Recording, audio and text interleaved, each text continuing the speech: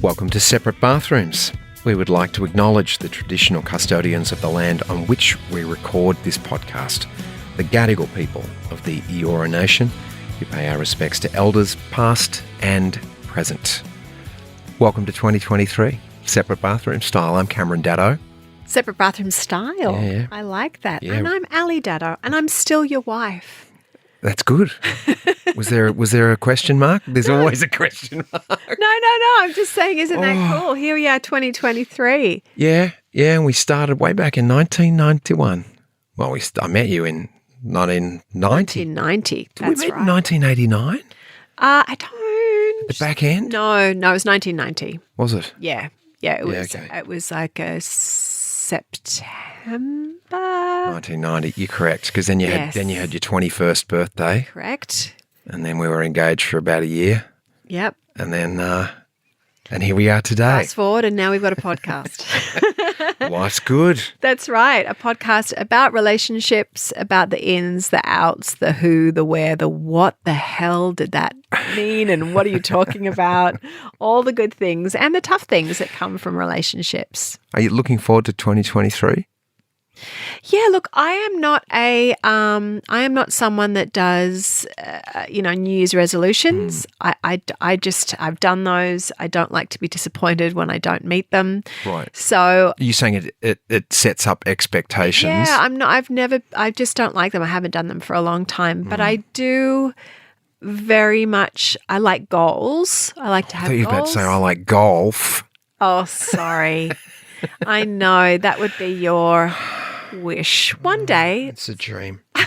It's a dream of mine. It will be fulfilled. Yeah, Yeah. but I've really liked the trajectory of 2022 for me. I very much liked that. And I would, though, very much like to have more work-life balance in 2023 this Right. year. I totally lost that last year. I would love to get my creative juices going again too, How do you plan on doing that? How do you do that? Keep writing, just keep writing. It doesn't have to be for anything specifically, but and just keep looking around, at the opportunities to use my creativity in places that I feel more ready to use now. How about you? What's your 2023 plan? Oh my God. Well, I just say that because I'm like you. I've wasted so much time on New Year's resolutions and expectations, most of them not coming to fruition, and a bunch of brain space that I just go, oh my Lord, and I'll beat myself up because it didn't happen. So this year, it's more about really concentrating on gratitude for what I have, appreciation for those who are choosing to walk with me and be around me. And then the other thing is to take action on the things that I want. And that is, I take a leaf out of your book actually in writing, pardon the pun. Oh, See what I did there? I see what you did. Okay, I didn't mean to. Picking up Just what sort you're of, putting down. Yeah, there you go. Hey.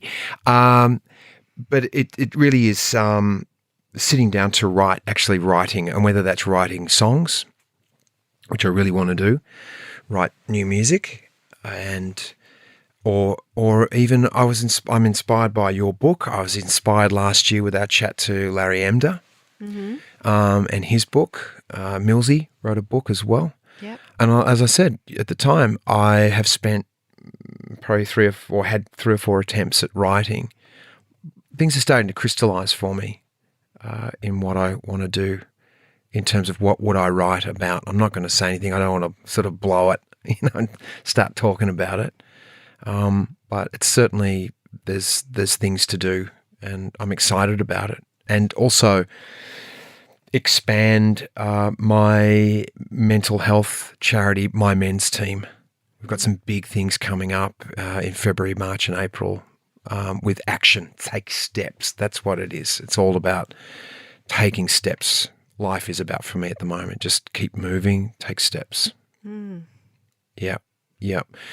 What about we'll do some reflections on last year and maybe what you learned, or is there anything that jumps to mind that you're grateful for 2022? I mean, yeah, gosh, that was my 2022 was a year like no other for me. It was,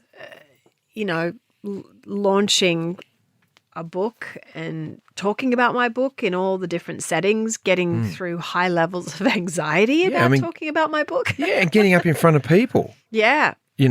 Having that feeling that energy of an audience. Oh my gosh, that was really terrifying. And it was really interesting to feel how that kept evolving each time I would get up, where it would be a little bit less, little bit less, little bit less each time.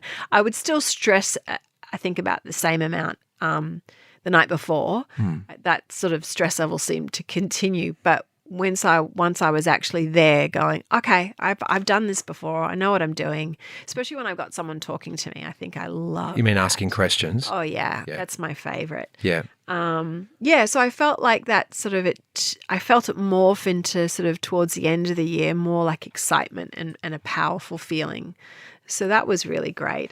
I was witness to a lot of those nerves. And you got to know that history is littered with public people who are delivering speeches, all the way up to the end of their careers. They're vomiting 5 minutes before they go out on stage in front of people. Yeah. And I saw your nerves and that evolution into excitement, that last trip that we did to Adelaide. At the end, what did you learn about yourself or was there anything that you learned about yourself in the process of public speaking? It was trusting that I knew what I was talking about, because specifically when it comes to talking about menopause and my menopause and talking about the book I wrote that book. So I do know what I'm talking about, because this is the book that I wrote with my own two little hands. So it was just trusting that any question I was going to be asked, I'd be able to find the answer.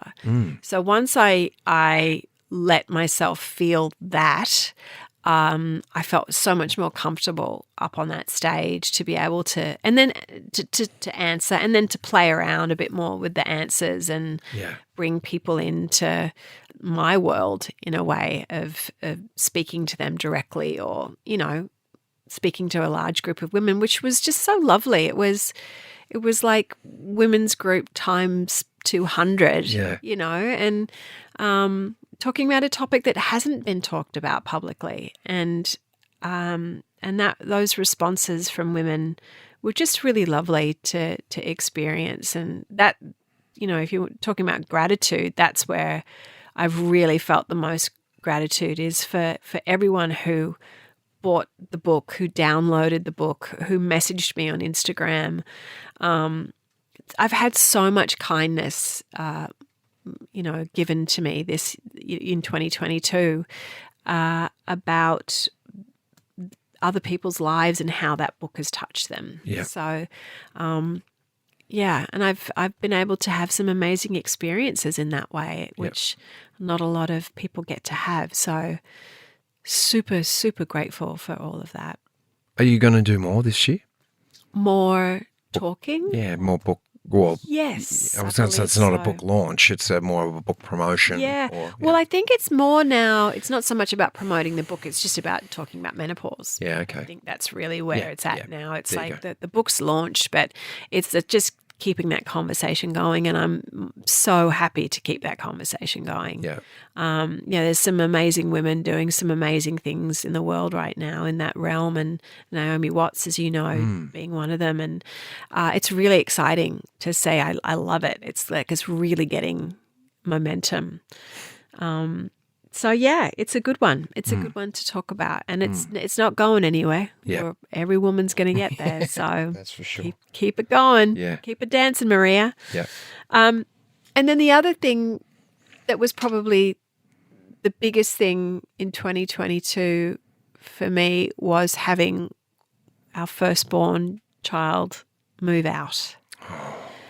And I feel like I'm still actually mourning that, and how wonderfully painful that was. Wonderfully painful. Yeah. Yeah. Because it was time and she's flourished and it's been beautiful to watch. And, we've had a great time when we go visit her, though I still miss her.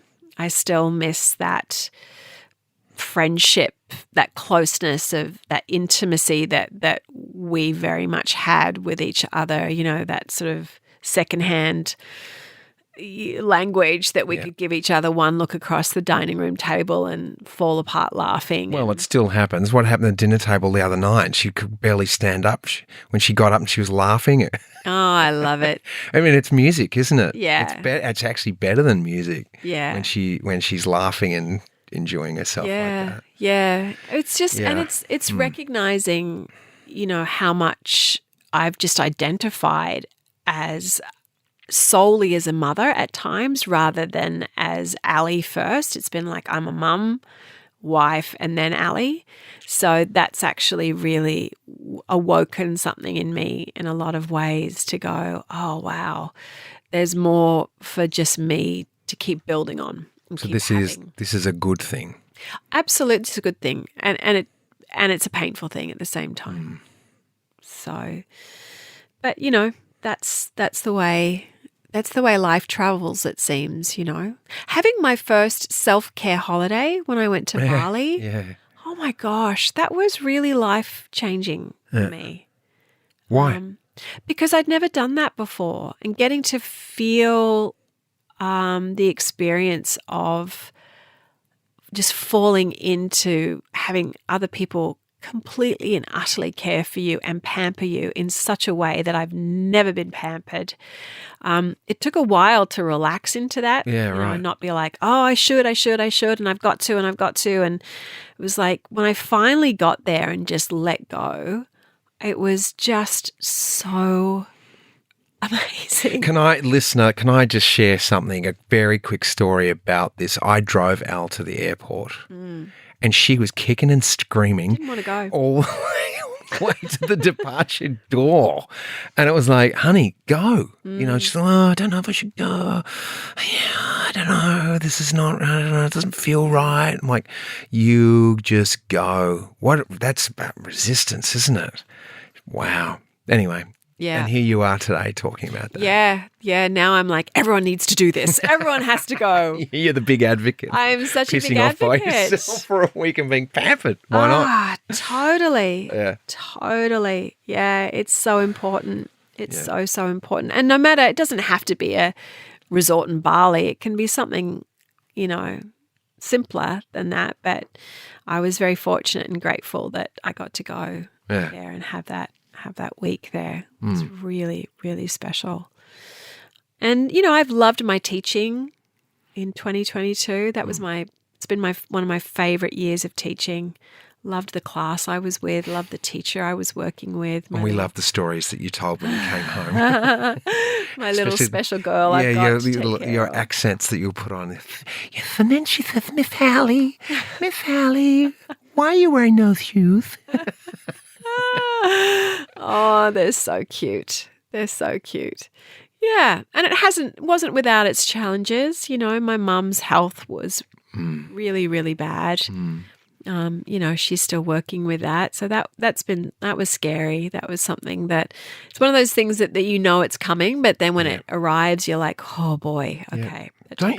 Don't you feel gratitude that you're here for her, because we could have been an ocean away and your mum's going through all that. Because your mum is very fortunate to have you and your sisters. Yeah.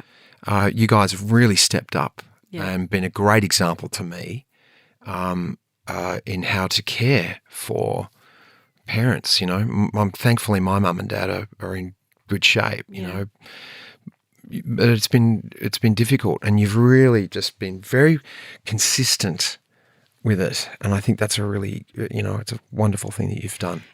I've heard other people say this before, and I've really felt it. It's really been an honor to actually care for her.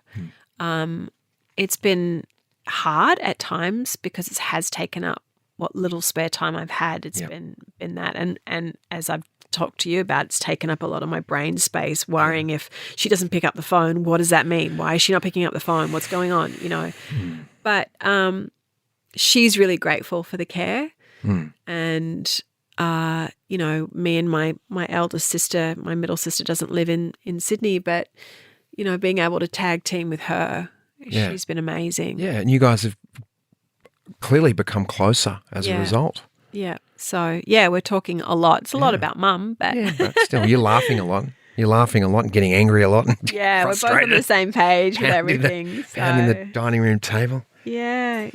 So it's been an amazing... It was just an amazing year. As I said, like no other. Lots of firsts, which you don't. Sometimes it feels like you don't get a lot of firsts at my age. Not that I'm old, but you've had your babies, you've finished your degree, you've done this, you've done that, But to have some firsts was really exciting.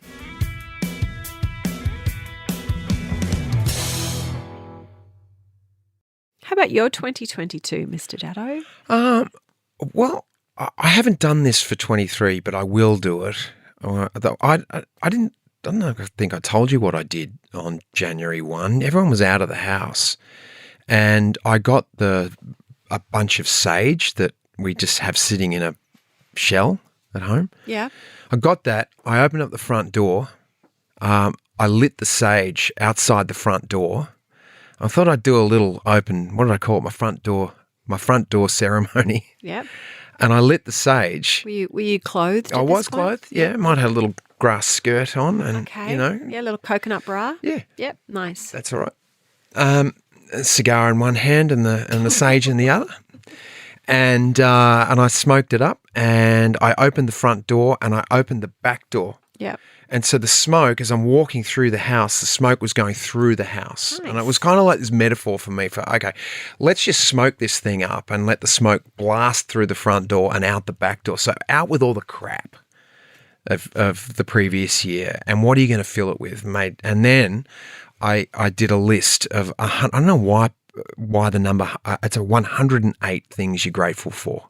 That's because that's how many beads are on a mandala, that you count. Yeah. 100. Yeah. 108. So I'd read that 108 is a magical number. Yes. So I've been doing that for a while. Yeah. Writing 108 things that I'm grateful for the year. Yeah. Or things, people, experiences, whatever it is, but 108 things. So I smoked up the house, let it all blow out, get rid of all the crap from the year before, and wrote 108 things that I'm grateful for. So that's on my list to do. You're good with stuff like that. Right, you did for a long, long time before you went to bed 5 things you were grateful for. 3 things. Oh, 3 things. Yeah. Yep, still doing it. You did that for a long time. Yeah, put it away for a bit, but I picked it up again. Yeah. Sort of creep in and out of these nice yeah. consciousness habits. But that really works actually, because that worked particularly well when I was focusing on things that I didn't have. Yes. And that's why I did it, because it was like bringing my attention back to the things that I have that I'm grateful for that are working well. Because I think when I put my focus on that, it grows those things. Yes. And that has worked, you know. So, like with your mum, and I can talk about this now because he's through it, but my dad in February was diagnosed with bowel cancer, and it was quite a big chunk. Yeah. So it was scary for all of us because we didn't really know what was going on. Mostly scary for him as an 80 plus, but by the miraculous thing is he went through it. He went through the treatment, the surgery. He had a colostomy bag while it was all repairing. And by, when was it? August. August. He was reconnected. Yep. His plumbing was all reconnected. And by mid-November, Dad was on a boat with my mum heading to the Arctic. I mean, it was just like, did that happen? So I am so grateful for the doctor, Dr. Stephen, his name was, and the staff at that hospital in Geelong, how kind they were, because I went in there a couple of times to see Dad, and just, he didn't know what was going on, and all sorts of weird things were happening with his body as he went through that whole process, and it was terrifying for him. A bloke that's pretty much gone through life without any issues, health issues. So it was just absolutely grateful for the staff of that hospital, the carers, and Mum, caring for Dad, and must have been scary for her too. Yeah. But everyone rallied, and there he was. He's wrapped up in an Arctic jacket, looking at king penguins. Yeah. So that was miraculous for me to see that. And then another thing that was my friendships, one through the men's team and growing the men's team the way we did, and we'll continue that into 23. But the ongoing friendship that I have with my schoolmates, some of them I've known for over 50 years. We met when we were in grade 1 at primary school, and we still love each other. And we spend a week. Well, we did the Oxfam walk. We walked 100 k's, 4 of us together, and that was intense. All of our bodies are still dealing with it. Would you do it again? Not a chance. Yeah, your toes are still numb, my aren't they? My toes are numb. Can you believe the pads under my I big toes? can believe it, because that was a huge walk. Yeah, I think I overdid the compression socks. I don't think I should have had them on the entire time. Oh, I wonder. Yeah, I think that might have been part of it. Anyway, it'll come back. They'll come back. That's what the crack said. He said, "Yeah, it's just you've done a little nerve damage under your toes."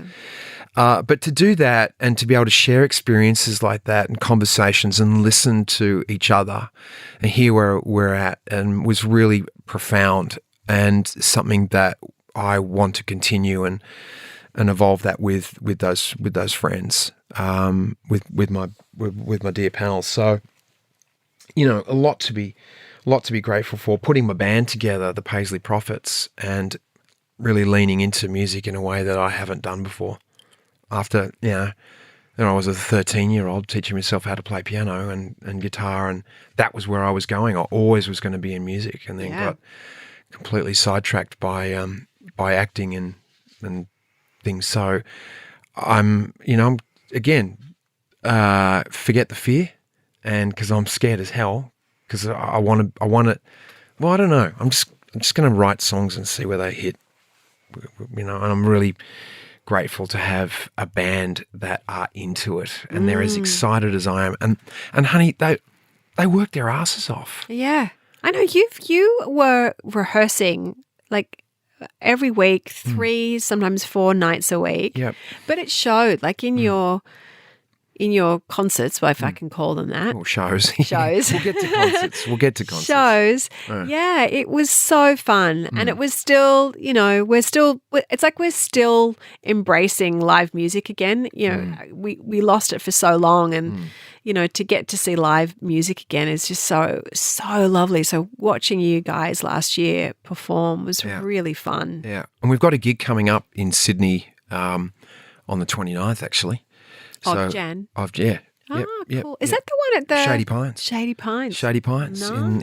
in the city, in Sydney. And there'll be more after that. But, I'm just, as I said to the band before our last show of 23, I said, I want our audience to feel like they've come to a show that the band actually care about. That we actually care about putting on a show for them. Yeah. That they've spent their money, they've given us their time, they've come to see us. So everyone was in agreement. They're like, yes. So I don't want to just rock up in grungy jeans. We're not, we can't pass ourselves off as a young ingenue band. It's 20-year-olds on Triple J. We're not that. Yeah. We're experienced humans. Yeah. And that's what I want to put across, and really respect and put on a great performance that people can walk away and go, actually, shit, I didn't know you could do that. I remember John Bon Jovi was talking to Justin Bieber, and Justin Bieber had mentioned how he was just over, doing concerts, and he was kind of just walking through it, barely like looking at the crowd or singing. And he was a young kid too. Yeah. He was young and he was burnt out.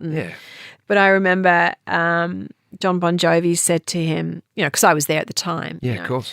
How is John, by the way? He's great. His voice is a little rough these days, but he's okay. He wears his grey hair well, though, does a lot of charity work. Yeah. He said to Justin Bieber, he said, people have paid money to come and see you. Yeah. That's an honour that people come and see you. Like, you need to give them the concert that they are expecting because they've paid money to watch you perform. And I just thought that's a great thing to say to especially a young performer to have that understanding. And so I don't know if Justin Bieber's shows are any better. I think they are, but drop the mic moment for Bon Jovi right there, boosh, But John English, great Australian performer who's no longer with us, he said that to me on my not that I was walking through a show, but we were about to go on stage for the opening night of Big River, the first musical that I did was like 1989, and I was a bit nervous, and the producers, John Frost and Ashley Gordon, had put us in a room together, in a dressing room together. And I think they rued that at the end of the day. But at the very beginning, it was the best thing. It was the greatest thing they could have done because John was a rock and roller. And John said to me on that opening night before we go, I was like, he goes, how you feeling, mate? And I said, I'm a bit nervous. He goes, don't be. No one's paid. He goes, it's opening night. He goes, no one's paid. Tomorrow night, they're the payers. They're the ones. And he instilled that in me, is that anyone who's bought a ticket, they're owed the show. Yeah. You give them the show, even if it's 5 of them, or you give them the show. Yeah, that's right. Yeah. So it's brilliant. Just that's a generous thing for a seasoned veteran to pass on to a young kid. And I do. I know Beebs got sick, didn't he? Or he actually called off his world tour because he wasn't in. So maybe that informed that decision. I can't do what I want to do, and I'm not present. So I'll go have a sabbatical for a bit and get my ducks in a row and step back out again in 23. Hopefully. Yep. Yeah, absolutely. And I'm grateful to our listeners too, Sweet, for you listening, and you've helped us grow Separate Bathrooms beyond what we ever thought it was going to be. I don't even know, did we ever have a thought what it was going to be? No, we didn't. We just dove in and that was sort of about it, I think. Yeah. That was, we just thought, here's an idea. That's the way great. I mean, I think that's the way good things happen, and we'll see how it unfolds, and we'll just keep going. Yeah. And, of course, we're grateful to our Separate Bathrooms team. Oh, mate. Can't do it without our Separate Bathrooms team. Our lovely Amy and Elle and Rachel, who behind the scenes have been hanging in there with the two of us, and we're really grateful for all the work and support that they give us, of course, as well. They're finding us the best guests to talk to. And we've had, what a year of guests that we had in 2022. So great. Yeah. So I learned something every week. Absolutely. And I learned a lot about you. You did? Yes, in reflection of the guests, absolutely. Wow. Yeah. Because you're actually really good at this. As my friend Richard in America says, he goes, Cam, you're a performer. Alison, she's the secret sauce. He goes, she's amazing. And because we don't have any expectation about Al, we expect you to be funny or the performer, whatever. But Al's like this secret that came out that's like, wow, I want to listen to her. Oh gosh, that's very kind. I wouldn't say that, but that's very kind because I know who you're talking about. And Richard gives compliments like hands them out like lollies. No, but that doesn't. You're undervaluing his compliment because he doesn't. No, don't do that. He does. He's very kind. He's very kind, and don't devalue his compliments because it's been lovely. Yeah. We've got a great year planned. We do indeed, and we'd love you to come along with us. And we're again so grateful that we get to speak with amazing people and bring them to you each week. That's right. And if you've got any ideas about who would you like to hear from, which couples or which person would you like us to have on our podcast, send us an Instagram message, or I'm at Ali Daddo and Cam's at Cameron Daddo. And we've got an email address in the show notes, so we'd love to hear from you about someone who you think we should talk to. Yeah, and it doesn't have to be a couple. No, it doesn't have to be a couple. It could be anyone. Absolutely. And something I learnt last year from other people asking me to join them on their podcasts, they asked. So that's what we're going to do this year. We're just going to step out of our comfort zone. We're not waiting for people to come to us. We're going out and asking people to come on. So if you've got ideas, please let us have it, because we're not above asking or grovelling or paying lots of money for people to come. It all comes out of Al's bank account. Because she's the money, honey. She takes care of money. Yeah. Well, thanks for joining us on this little glimpse of 2022 and 2023. Yeah. We're really excited for this year, and hope you'll hang with us and hear all the guests that we've got lined up for you. Yeah, and we are truly wishing you a spectacular year ahead. Hope all your dreams come true, and that we can be part of it. Thanks for listening.